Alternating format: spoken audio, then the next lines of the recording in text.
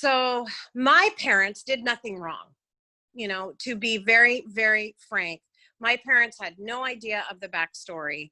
They just wanted a baby. They waited 5 years to get me. They put in the time, money, and effort and work to do it legally and to do it the right way. So, and when I was 5, I asked my mom about, if basically it was something like, when you gave birth to me or whatever, did it hurt? And then she told me at 5. And here's the weird thing about that, Phil. I remember her telling me, and I remember this feeling. Now, I couldn't put words to it then, but I felt like, oh, that makes a lot of sense, because I always knew I didn't belong there. And you were 5 years old and you felt that? I was 5 years old. Wow. I knew I didn't belong there, and I didn't feel like I belonged anywhere. That was my implicit memory of not feeling home or belonging. And my parents did nothing to, they didn't beat me. They didn't put me down verbally. You know what I mean? They weren't saying things to make me feel like I wasn't welcome. That's just something they can't control, right? And I think my mom and dad made a good decision about telling me when I asked. And they were always very open and said, if you ever want to find your biological parents, we support you. I think the way they handled it, especially for a 70s adoption, was spot on. With the tools and knowledge they had, I really commend them for it, because it's not like they were given some in-depth counseling, and attachment therapy or anything before all this happened. They sometimes got it. Right. And I think with what they knew, like I said, at the time, I think I give them an A+. They didn't know that once my mom told me that I was adopted, they had no idea. And I didn't even know it. I look back on it, I know what it is now. I grieved. I immediately began grieving my first family. I had no idea, other than they were in high school. I didn't know them. It was a closed adoption. I mean, I heard she was Italian or something, and that was it. And that she had arthritis in her knees. So I have no idea about my genetics. It's all a mystery. And I felt alone, and I was an only child. I felt alone, and I felt abandoned, and I felt like I didn't belong. And it was grief. And of course, hindsight's always 20/20, right? Like, if somebody would have helped me understand that it was grief, and if they would have let me grieve the loss, I think it would have drastically changed my life. The problem is now I'm set up at 5 years old to believe that I don't belong. It affirmed that I don't belong. It was weird. It was just odd how that, like, oh yeah. You felt it, and now this revelation just kind of solidified it, consolidated. It really did. Yeah. And then, so I have dyslexia. I have ADD, which is probably back then it was more ADHD with the hyperactivity in it. Which is common for kids that are adopted. Actually, there's a higher instance of learning disabilities and mental health stuff. But I definitely became, around, because I didn't learn how to read until I was much older. I faked it. I have no idea how. But I also have muscular dystrophy, so I could never really run very good. But it was just enough to where obviously I couldn't keep up with my peers. And so I was stuck into the remedial classes.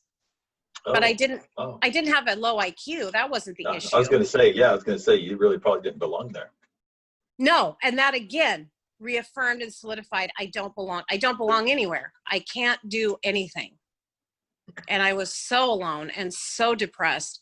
And, if you compound that with the fact that now I can see my mom, who, it's given me a lot of compassion for her, but she was profoundly depressed throughout my childhood. So that just, not to mention she has all of these body image problems. And so she was always telling me that I was fat and to lose weight. She didn't use those words, but that's how they hit. And I really wasn't heavy growing up, but I had a different build than her. And she was always putting her own body down. And she was sometimes bedridden for the weekend, because she really, now, I mean, I look back, I'm like, she was just really depressed. but she would have these migraines and things like that. Well, she was just so depressed. So of course that didn't help the fact that I was already feeling depressed and alone. So by the time I hit middle school, I was labeled by the system and put on probation at 12 for having a conduct disorder, which is really if you keep following that path, it means that as an adult, you end up a sociopath with no conscience. But you end up in juvie and then you're a sociopath. Yeah. Yeah, But I had attachment problems, right? Like a lot of kids with conduct disorder. But you're marked, right? The sooner they put that on you, it's conduct disorder now, no matter where you go. That label is across your face. Yep. Well, and then let's also sprinkle in there sexual abuse that happened when I was in elementary school and then again in high school. There was sexual abuse on top of that. So, I mean, by the time I was 16, I was nothing but angry and depressed, and I didn't care about my future. I didn't care about anything. I mean, I really didn't. I remember because I got kicked out of public high school for setting somebody's hair on fire in class. Probably not a good thing. We can laugh about it now, but well, I mean, he called me a slut or something. I mean, he called me a name. He was sitting in front of me, and I had a cigarette lighter because I smoked, of course. Yeah. And I just went, ka-chink, and I caught his hair on fire. And if you're listening right now, we're just saying we're sorry, okay? Like, I'm not sorry. Yeah, sorry, never mind. I'm not sorry, no. I don't even know if he remembers. I mean, we're friends on Facebook. I should actually ask him and be like, hey, do you remember when I set your hair on fire? You totally should. I think I will. That's so great. His name was Rich. I have no idea, like, you get to know someone and you realize like just the layers that people go through. I don't know how else to describe it, but I'm seeing you like a kid with just layers on you, layers and layers of being misunderstood, misidentified, not connected to, not treated like a human being, ripped from your family, no choice, no understanding, not feeling wanted. And then you're dealing with, a wonderful, wonderful mom, but struggling with depression. And like he's going, well, no wonder by the time you're 16, you're blown out. Well, yeah. And let's actually add another layer to that, shall we? My mom was rendered infertile when she did not consent to getting a hysterectomy in the 60s. They went in for exploratory surgery, found benign tumors that crushed her lady parts. And they just, instead of stitching her back up and saying, hey, these are your options, which I don't know, maybe the only options at the time were to give her a full-blown hysterectomy. They just took it out. So she woke up and she wasn't able to have kids in her 20s. Oh, wow. And I had no idea. I know your mom, of course, but I had no idea. That's just brutal. And then they didn't actually put her on any medications. So she came in a year later for follow-up, and her voice had dropped a bunch of octaves, apparently, and she was growing a mustache. And he went, oh, no, we need to put you on estrogen. Nobody did. And so she's dealing with being infertile on her own, right? She meets my dad. They're in their 30s. He's already been married once and has a biological daughter who's 16 years older than me. But anyway, he meets my mom. They immediately decide they want to adopt, blah, blah, blah, blah, blah. Okay. So my mom was dealing with her own issues of infertility, struggling with those on her own, struggling with being a mom and what that means. And then within that first year of adopting me, the LA County of Adoptions tells them that my first mom can change her mind at any time and take me back. So tell me that does not interfere with bonding. Jeez.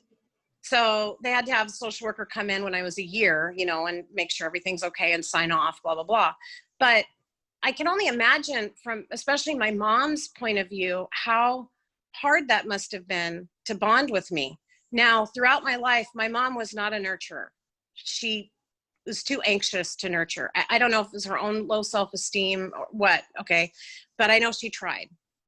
My dad ended up being more of my nurturer. My dad is better at attuning to me and has been my whole life overall. but he's a dad. So he's also a dude. Right. Yeah, Right? I And get that. Yeah. when I started my period, my dad took me to go get supplies because my mom Right. felt so inept because Mm. that was ripped from her so young. She had no understanding of how to help me as I sexually matured because, you know, I look back, I was so humiliated that my mom wouldn't go with me and felt like she was, I interpreted it as she was embarrassed by me. I don't think that's it at all. I think she just was stuck in her own trauma and didn't know how to walk through it. And my dad, I mean, bless his heart, he takes me to go get feminine supplies for the first time. And he goes, well, there's a whole wall of stuff. Pick something. Well, I don't know. You know? Yeah. I have to share, I have a similar experience. So, Jocelyn, I think, was not doing well health-wise when we had to buy my daughter's first bras. And so we went to Kohl's, and I kind of said the same thing. I'm like, look, here's other size, right? Here's some small to big. Why don't you go do some shopping? Just try them on. And then we came home. I kid you, with 9 bras. She wanted it. I'm like, okay. So Jocelyn looks at me and says, "You bought 9? Nobody has 9 bras." No. I just said yes to everything. I was like, okay, well, she knows what she's doing. This one and that one. Oh, that is amazing. I love that.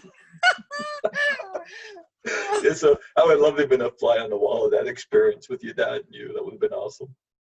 Well, it was, I actually thought my dad was annoyed with me.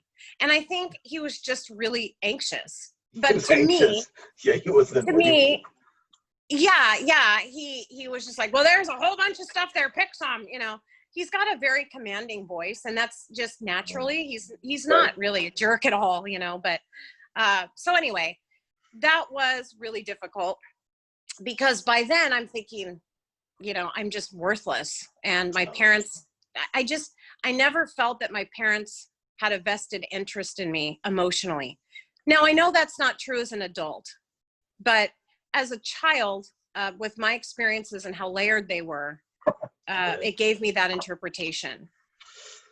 Oh man, and how do you? I mean, as you know, looking back and now being a practitioner in mental health, you know, being so aware of that a child who's gone through the trauma that you went through, you're at 16 years old now, and unless you get help from someone, there's no other way to interpret that, right? Right. Because at 16, you can't see what you see now. You can see that your mom was struggling. Oh yeah, she loved you, and she was just embarrassed or anxious or didn't know what to do. And your dad very lovingly took you and probably was really anxious and said, "All right, take care of it." But at 16, you interpret that. Well, I think for then, if I said 16, I didn't mean to. No, I think I was like 14 or something 14, when that okay, happened. yeah, But 14. still, yeah. Yeah, but how important it is that we improve how we interact with children who have gone through something like that. Yeah, because I mean, I think I was saying by the time I was 16, I was just full blown enraged. Oh, I had been kicked out of school. That's what it was. That's cool. And I was going to continuation school where I had to take the bus. And I actually recall being so depressed, taking that stupid bus ride, 30 minute bus ride to continuation school. I hated it. I really, really hated everything about my life and about myself. I mean, it was bad. And this was not me trying to get attention. Like this was legitimate. Right.